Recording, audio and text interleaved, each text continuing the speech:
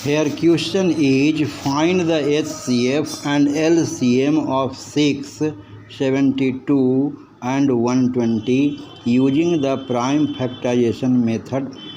यहाँ हमें अभाज्य गुणनखंड विधि द्वारा HCF और LCM ज्ञात करना है। तो प्राइम फैक्टराइजेशन मेथड द्वारा जब वो HCF और LCM ज्ञात करना हो तो दिए गए संख्याओं को अभाज्य संख्याओं के धनात्मक घात के गुणनफल के रूप में सबसे पहले व्यक्त करना होता है, और इसके लिए दिए गए संख्याओं को प्राइम फैक्टर्स में सबसे पहले विभाजित करना होता है, डिवाइड करना होता है। तो 6 को जब हम प्राइम फैक्टर्स में विभाजित करते हैं तो 2 × 3 आता है, माने 6 equals 2 × 3 equals 2 to the power 1 × 3 to the power 1।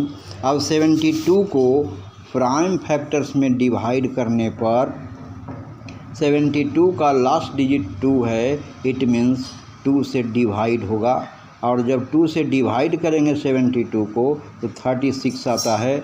36 का लास्ट डिजिट भी 6 है, इसलिए 36 भी 2 से डिवाइड होगा, और जब डिवाइड करेंगे 36 को 2 से तो 18 आता है।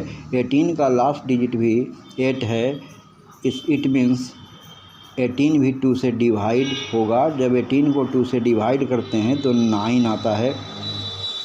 अब 9 3 से डिवाइड होगा, 3 × 9, इट मीन्स 72 को हम लिख सकते हैं अभाज्य गुणनखंड के गुणनफल के रूप में 2 × 2 × 2 × 3 × 3। यहाँ 2 3 बार आया है, 2 3 टाइम्स आया है, और 3 2 टाइम्स आया है, 3 2 बार आया है, बराबर हो गया 2 के पावर 3 गुने 3 के पावर 2, ये 72 बराबर हुआ। अब 120 को देखते हैं, प्राइम फैक्टर्स के गुणनफल के रूप में जब लिखते हैं तो 120 का लास्ट डिजिट मतलब है कि 120 2 से डिविजिबल है, 2 से डिवाइड होगा। 120 को 2 से डिवाइड करने पर 60 आता है। 60 का लास्ट डिजिट भी 0 है, इट मीन्स 60 भी 2 से डिविजिबल है, और 60 को जब 2 से डिवाइड करते हैं तो 30 आता है। 30 का लास्ट डिजिट भी 0 है, इट मीन्स 30 भी 2 से डिविजिबल है। इसका मतलब है कि 30 में जब 2 से या 30 को जब 2 से डिवाइड करेंगे तो 15 आता है, और 15 को 3 से डिवाइड करने पर 3 × 5 = 15 आता है। देखते हैं 120 को हम लिख सकते हैं 120 इक्वल्स 2 × 2 × 2 × 3 × 5। यहाँ 2 3 टाइम्स आया है, 2 3 बार आया है, और 5 1 टाइम आया है, 2 3 बार आया है, 3 1 बार आया है, 5 1 बार आया है। इट मीन्स 2 3 टाइम्स आया है, 3 1 टाइम आया है, 5 1 टाइम आया है।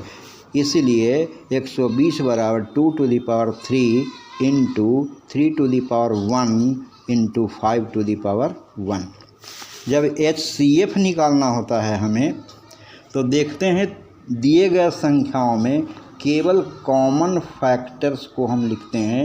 कॉमन फैक्टर्स मन जो तीनों संख्याओं में हो, तो तीनों संख्याओं में 2 और 3, 6 में भी 2 3 है, 72 में भी 2 3 है, और 120 में भी 2 3 है। तो 2 और 3 दोनों लिखा जाएगा, और उसमें भी 2 और 3 वो लिखा जाएगा जिसका लोएस्ट पावर हो, मिनिमम घात हो, वही लिखा जाएगा। Here 2 to the power 1 and 3 to the power 1 are the smallest or minimum powers of the common factors 2 and 3 respectively. So HCF of 6, 72 and 120 equals 2 to the power 1 into 3 to the power 1 equals 2 into 3 equals 6।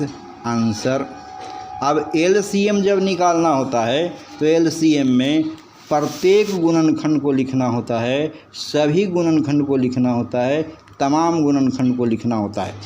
तो यहाँ तीनों में 2, 3 और 5 ही केवल गुणनखंड में आया है, इसलिए 2, 3, 5 ही लिखा जाएगा। अब 2, 3, 5 जब लिखेंगे तो केवल 2 का मैक्सिमम या हाईएस्ट पावर वाला लिखेंगे, 3 भी हाईएस्ट पावर वाला या मैक्सिमम पावर वाला लिखा जाएगा। जो भी गुणनखंड लिखा जाएगा एलसीएम में वो मैक्सिमम पावर वाला लिखा जाएगा। Now 2 to the power 3, 3 to the power 2 and 5 to the power 1 are the greatest or maximum powers of the prime factors 3, 2, 3 and 5 respectively.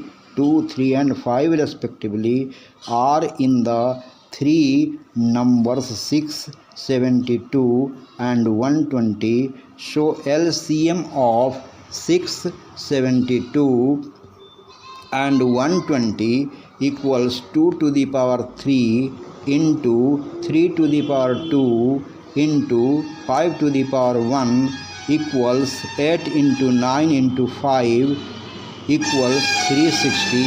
Answer, ये एलसीएम का आंसर हुआ 360। यहाँ हमें एक बात याद रखनी है, पहले हम लोग जानते थे या पढ़े हैं कि दो संख्याओं का गुणनफल उनके एचसीएफ और एलसीएम के गुणनफल के बराबर होता है। ये बात सही है, लेकिन केवल 2 संख्याओं तक सही है।